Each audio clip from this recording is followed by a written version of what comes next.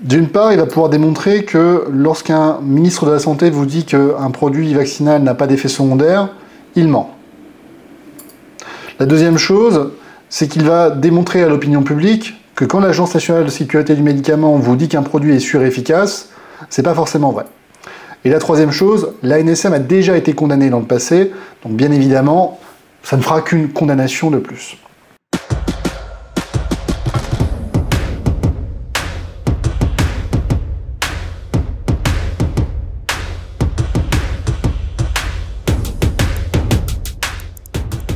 La défense de vos libertés fondamentales. On accueille David Guyon. Bonsoir David. Bonsoir Vincent, bonsoir à tout le monde. Très heureux de vous retrouver depuis la semaine dernière.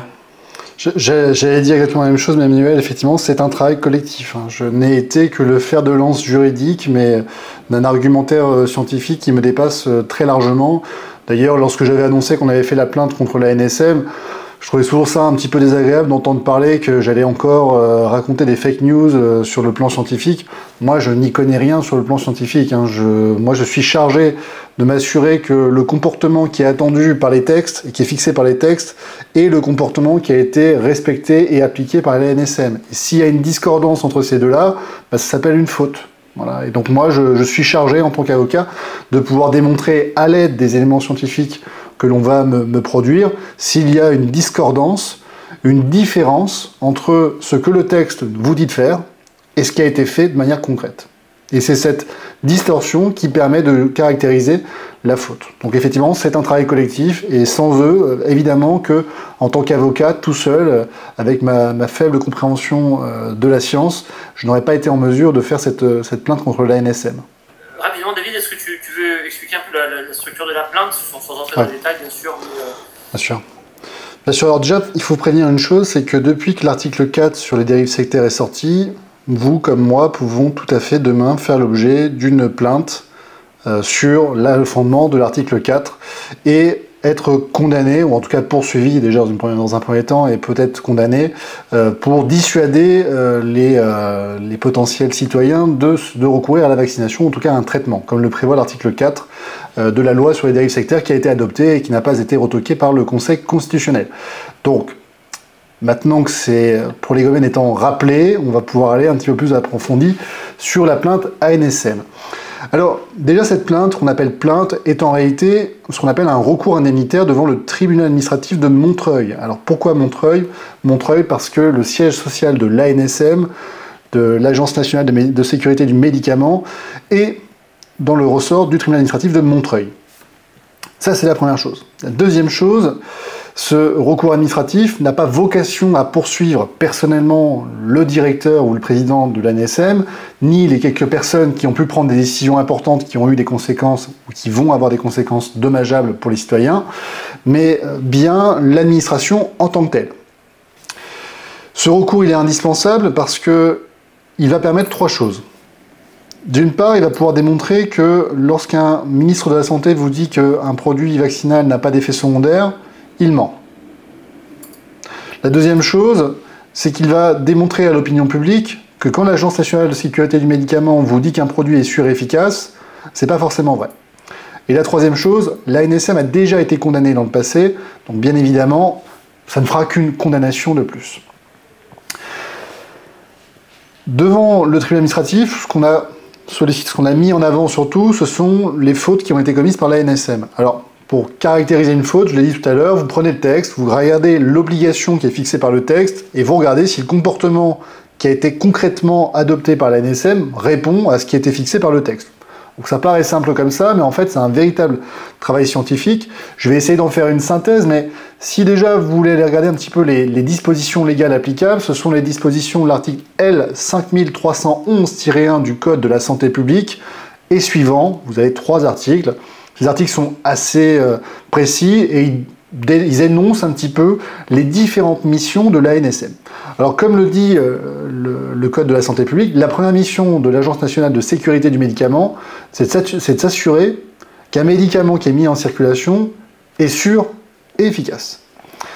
Or, et on ne va pas rentrer forcément dans le détail, mais la difficulté qu'on a eue ici, c'est que tout portait à démontrer que ce travail pour s'assurer de la parfaite sécurité de ces produits expérimentaux n'était malheureusement pas accompli correctement. La première des choses, c'est que, et ça il faut le comprendre, lorsque Réinfo Liberté a fait sa campagne de publicité sur la question des effets secondaires, on lui a dit « vous racontez n'importe quoi, les chiffres que vous sortez ne sont pas les bons ». Ça, c'était la première chose. À ce moment-là, le citoyen lambda pouvait découvrir, en lisant un petit peu les articles juridiques qu'on avait pu écrire sur le sujet, mais également en écoutant les émissions qu'on avait fait avec Vincent Pavant à l'époque, qu'en réalité, il fallait distinguer la pharmacovigilance active et la pharmacovigilance passive. Et constater que, dans le cas d'espèce, pour la mise en circulation de produits expérimentaux qui bénéficiaient d'une autorisation conditionnelle de mise sur le marché, on a mis en œuvre une pharmacovigilance passive. Ce qui est dommageable, puisque bien entendu, avec une pharmacovigilance passive et un produit qui sort très rapidement avec très peu de recul, vous ne pouvez pas forcément avoir toutes les données nécessaires pour vous assurer que ce produit est parfaitement sûr et efficace, pour reprendre les propos de notre ancien ministre de la Santé, Olivier Véran. La communication sur les effets secondaires. Bon, c'est simple, elle est inexistante. La seule communication que vous avez, c'est celle du gouvernement qui vous dit qu'on peut discuter de tout sauf des chiffres. Bon, ce qui est dommage parce que justement c'était quand même un point sur lequel il était plus que nécessaire de pouvoir discuter, et heureusement que l'association Réinfo Liberté l'a fait, parce que concrètement, même moi-même en tant qu'avocat, jusqu'à une époque encore assez récente, en 2022, c'est vrai que bon, moi les chiffres, j'étais pas forcément en train de les discuter, c'était pas forcément ça qui me posait le plus problème. Ce qui me posait problème, c'était la disproportionnalité, c'était le fait d'imposer la vaccination. Bon, après, voilà, j'avais pas forcément conscience et connaissance que ces chiffres pouvaient être autant biaisés. Donc en travaillant sur ce dossier, ce que je comprends, c'est que si moi-même j'ai pu être totalement floué sur la question du pourcentage des effets secondaires et des statistiques qui pouvaient être présentées par les autorités publiques, imaginez bien qu'un citoyen lambda qui n'a pas travaillé sur le sujet et qui ne connaît pas notre existence n'a strictement aucune chance de pouvoir être informé du risque qu'il prend lorsqu'il accepte une injection plus ou moins contrainte et forcée pour des raisons récréatives, parce que rappelons-le, il y en a quand même beaucoup qui l'ont fait pour voyager, pour sortir en boîte, pour aller dans des bars. C'est pas le premier scandale sanitaire, c'est peut-être le scandale sanitaire le plus récent et peut-être le plus important au niveau mondial, parce que là, on voit bien que c'est quand même une grande partie du monde qui a appliqué les mêmes mesures sur le fondement des recommandations de cabinets de conseil, donc ce qui en dit un peu long sur la manière dont on est gouverné et le fait de savoir si on est vraiment dans une démocratie, à partir du moment où vous obéissez à des cabinets de conseil, mais ça c'est un autre sujet et un autre débat. Et donc on espère que grâce à cette action à l'encontre de l'ANSM, on va pouvoir ouvrir des portes, ouvrir un peu les esprits et surtout emporter le sentiment de l'opinion publique qu'effectivement dans cette crise sanitaire on leur a menti, on ne leur a pas tout dit. Et surtout aujourd'hui, il y a des victimes d'effets secondaires qui ne se voient pas reconnues comme telles par les autorités publiques, et ça c'est plus qu'insupportable. Et j'espère vraiment que cette plainte contre la NSM va permettre de pouvoir faire sauter un premier boulon qui va permettre la réparation, l'indemnisation et surtout les excuses publiques qui sont plus qu'indispensables. Notamment ici, je pense forcément à Marc Doyer, mais je pense aussi à toutes les victimes d'effets secondaires qui sont effectivement très heureuses aujourd'hui de savoir que ça bouge et que la NSM effectivement doit aujourd'hui, à mon avis, s'inquiéter face aux nombreuses accusations dont on est en train de démontrer dans cette plainte que l'on a adressée devant le tribunal administratif. Alors effectivement, on s'est interrogé avec Emmanuel Darles sur la potentielle sanction qui pourrait intervenir lorsque une commission d'enquête qui a été instituée ne rend pas dans les délais fixés par la loi de 58 son rapport, et notamment ici donc le rapport sur la question des effets secondaires de la vaccination contre la Covid-19. Donc un rapport forcément qui nous intéresse tous, notamment les victimes d'effets secondaires, puisque dans le projet de rapport qui a été établi par l'OPCST, et que vous pouvez vous procurer sur internet, je ne sais pas si on peut diffuser le lien, eh bien vous allez vous apercevoir qu'effectivement ce qu'on est en train de raconter c'est la vérité. Ça ressort du rapport de l'OPCST.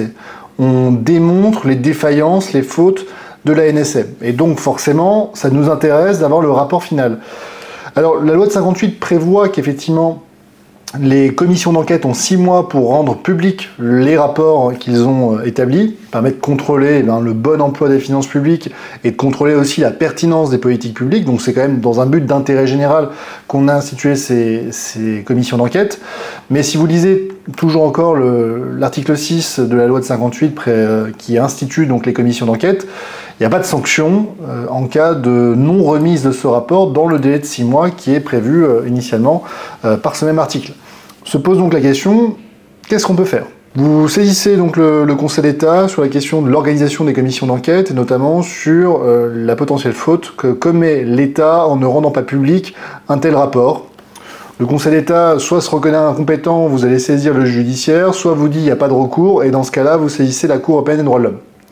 La Cour européenne des droits de l'homme, vous la saisissez, vous justifiez donc d'une absence de recours effectif, puisque sans possibilité de saisir un juge, on se retrouve dans l'incapacité de pouvoir faire valoir ses droits en tant que citoyen, d'obtenir un rapport public sur la base duquel vous pouvez démontrer le potentiel lien de causalité qui existe entre les effets secondaires que vous subissez et la vaccination qu'on vous a infligée.